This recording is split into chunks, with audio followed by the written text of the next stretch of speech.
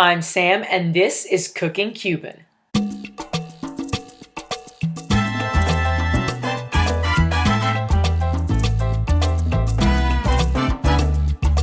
Hey guys, welcome back to Cooking Cuban. Remember to subscribe for more recipes, and for all things Cooking Cuban, click that link in the upper right, including merch, which is coming in late August. These are all the ingredients you're going to need, and make sure you note you need a meat grinder or else have your butcher do it for you. Paso número 1. Moler el jamón. Lo vamos a cortar para que pueda pasar más fácil para la máquina.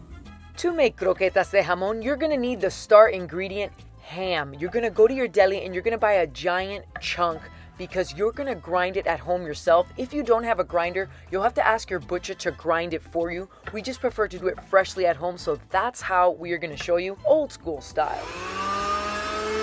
Now that our grinder's cranked on, you're going to take the strips of ham that you cut to easily fit into the grinder, and it's just going to rainfall beautifully into the bowl that you place beneath it.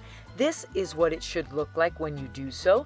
I am now helping Abuela because, well, she's teaching me, so the best way to do it is hands-on. Make sure you watch out for your fingers if you're doing this at home because it is a meat grinder. It can be dangerous. Ooh, look at that ham. Uno tiene que tener mucho cuidado con los dedos. Sí, porque se le puede coger los dedos. Un dedo con jamón no sabe bien. Once the ham is all ground up, now it's time to do the onion in the same bowl. La cebolla, para que vaya sazonándose. Grinding the onion into the ham is going to give it such flavor when you mix it. Some people prefer to saute it before mixing it with the meat, but we like a lot of powerful flavor in there. Now we're grinding the parsley as well. Same concept. It's going to add so much flavor. And the reason we grind these directly into the bowl and also grind them and not chop them is because you don't want it to be chunky inside the croqueta. You want it to really mix well and easily with the meat. Ahora tenemos que unirlo todo, ¿no? Sí, ahora todo va unido ahí. Time to get your hands dirty. ¿No? ¿Usamos guantes o sin guantes? Sin guantes, esto es comida casera. Ah, porque las manos están limpias. Sí, yo tengo guantes ahí por si acaso. Pero los chefs... Pero en el tiempo de ando no había guantes. We're cooking at home. Just make sure your hands are clean and get in that meat and mix it well. Combine all those delicious flavors. No se le echa sal porque el jamón es salado. Ah, sí. Buen tip, la verdad. No, esto no lleva sal porque ese jamón es salado. Very important, don't add salt, but do add garlic powdered. Trabajando en equipo, mi mano echando el ajo en polvo y Abuela revolviendo porque ya tiene las manos sucias.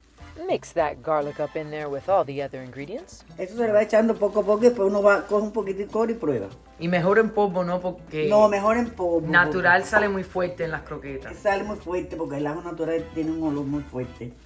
You can use natural garlic if you prefer. Now, if you do that, I would saute it along with the onions before mixing it in the meat so it's not so pungent. Now, once this mixture is well mixed, go ahead and give it a taste. Since the ham is not raw, it's super safe to taste and make sure you're not missing any of that flavor that you want. Bueno. Abuela decided she wanted to add a little pepper, so she did. And now, the next ingredient, butter. Mantequilla derretida. Add warm melted butter. This is going to help form the paste that we want this ham to turn into. Entonces ahora hacemos... de Abuela. Sí. Ahora vamos a hacer así, después lo uso con la mano, pero para que se pierda un poco la mantequilla, para que no se le quede en la mano.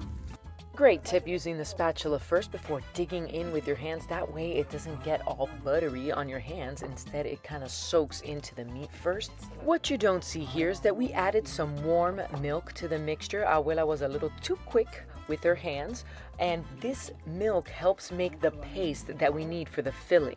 Flour. Vamos a echar un poquito para que no quede tan...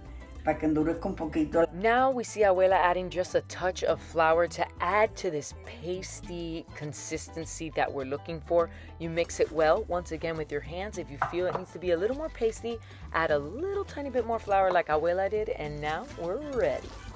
Esto tiene que ser como una pasta, no que quede desgranado, porque si no, no puede ser las croquetas. Once you reach desired consistency, you are going to whisk up a couple eggs and then put your cracker meal in a bowl alongside it. Ya la masa está hecha. Ahora tú coges un poco en la mano y tú vas mirando el tamaño que tú quieras. Pero a mí como la croqueta no me gusta tan grandota, entonces la vamos haciendo así, amoldándola En la palma. en la palma de la mano. Así. Entonces, ¿qué hacemos? Para que no se nos rompa, le echamos una vez galleta. After dunking it in the first pass of cracker meal, you're going to kind of form it again into a cylinder shape. It can't be too thick, not too thin either, because that way they don't break when you fry them. Ahora le echamos el huevo. Make sure it's well coated in the egg mixture because you're going to put it right back into the cracker meal to give it that double coating to make sure it fries up really well. You can shape it up a little better into a cylinder at this stage and then continue until your ham is gone. Y hasta que se acaba la montaña de jamón que tenemos aquí. Lo vamos sucediendo y lo vamos poniendo ahí. Ya. ¿Ve qué linda? ¡Qué linda! Time to learn from the best by doing it hands-on and, of course, giving Abuela a helping hand. Make sure not to make them too thick or too big because they'll fall apart. Plus, it's a hand Sí, food, te quedó so bien. easy. Make it easy. Making this with a friend definitely makes for less work. Now let's see if Abuela approves of my handiwork. I don't know. Ah, sí, de buen tamaño. That's what you want to see, right? Now she comments on my previous attempt. Luce mejor. Luce mejor, ¿no? Aquello parece un melón. If Abuela's not there to give it to you straight, who is? Am I right? So when they are all done and beautifully on a platter like this, it is time to pass them to the fridge. Abuela? Se ponen en el frío porque se ponen un poquito más duras y se fríen más fácil. Unos 15, 20 minutos En el frío. es suficiente, pero Suficiente. Como Sí. si se te queda para el día para otro, no importa.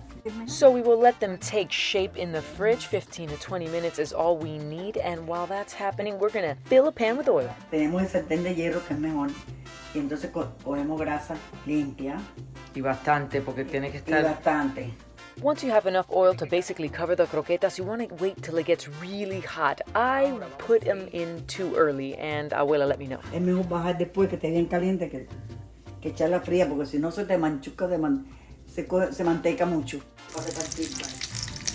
That's the sound you want to hear when you put your croquetas in to fry, and as you can see, they are hot and mostly covered by the oil, so just turn them a little bit in order to get them fully golden brown. This will cook quickly because the inside is all cooked, it's just crisping the outside. Mientras que sea bastante grasa. Pero por lo menos la mitad esta no la cubrió, pero si tiene un calderito más hondito la puedes cubrir, no importa también.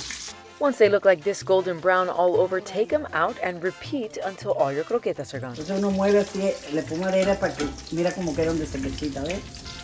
Seriously though, there is nothing better than a homemade croqueta. Look at this pyramid of them. Is your mouth watering? Because mine is.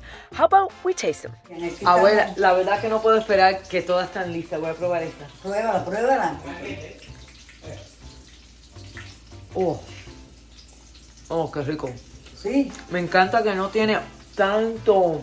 sazón. No, sazón tiene. Carne. No está tan empanizada. A veces están demasiado gruesas. Ah, no, gruesa, pero tiene su ingrediente de jamón adentro. Crispy on the outside.